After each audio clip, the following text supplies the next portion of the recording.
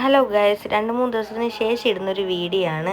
എനിക്ക് പനി ആയതുകൊണ്ടാണ് 2-3 ദിവസം വീഡിയോ ഇടാൻ പറ്റാത്തത്. ഞാൻ കുറച്ച് പൊടിക്കുകയൊക്കെ കഴിച്ച് ഓക്കെ ഇരിക്കുകയായിരുന്നു. പക്ഷേ നമ്മുടെ ഇസ ബേബിക്ക് ചെറുതായിട്ട് ഇന്ന് ജലദോഷമൊക്കെ ആരംഭിച്ചിട്ടുണ്ട്. പിന്നെ നമുക്ക് കുഞ്ഞുമക്കൾക്ക് എന്തെങ്കിലും വന്നാൽ വെച്ചുകൊണ്ടിരിക്കാൻ പറ്റത്തില്ലല്ലോ. അതുകൊണ്ട് ഞങ്ങൾ നേരെ ഹോസ്പിറ്റലിലോട്ടാണ് പോയിട്ടുണ്ടായിരുന്നത്.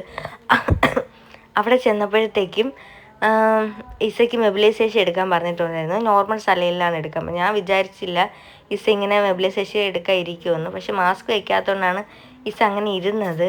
ഞാൻ എന്തിനാണ് അവിടെ നിന്ന് ചിരിക്കണതെന്ന് വെച്ചാൽ ഇസ ഇത് വരുന്നത് കൊണ്ട് നാക്കിട്ട് പിടിക്കാൻ നോക്കുന്നതിൻ്റെ ഒരു ഇതാണ്.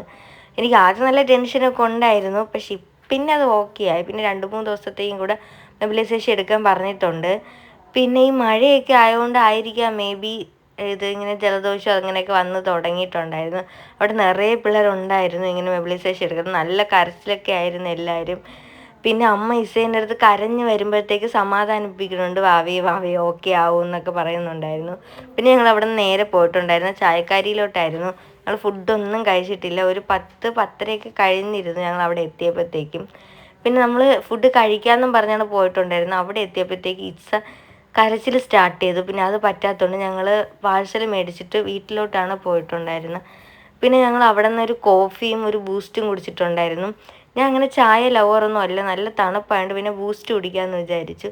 തൊണ്ടയൊക്കെ അടഞ്ഞിട്ട് അങ്ങനത്തെ ഒരു ഇതായപ്പോഴത്തേക്ക് കുടിച്ചതാണ്. പിന്നെ ഇസ പിന്നെയും കരഞ്ഞ് കരഞ്ഞ് സ്റ്റാർട്ട് ചെയ്ത്. നമുക്ക് പാഴ്സലൊക്കെ പെട്ടെന്നാണ് കിട്ടിയത്. ഇസ ഭയങ്കര അലിമ്പായിരുന്നു. നമുക്ക് ഈ അറിയാലോ, കുഞ്ഞു പിള്ളേർക്ക് വരുമ്പോൾ ഈ അമ്മമാർക്ക് ഭയങ്കര ടെൻഷനാണെന്ന്. അത് ഞാൻ പറഞ്ഞു കേട്ടിട്ടേ ഉള്ളൂ. പക്ഷെ ഇപ്പം ഞാൻ ഒരു അമ്മയായപ്പോഴത്തേക്ക് അത് ഫീൽ ചെയ്യുന്നുണ്ട്. പിന്നെ ഞാൻ അതൊക്കെ വാങ്ങിച്ചോട്ട് നേരെ വീട്ടിലോട്ട് പോയി. Thank you for watching.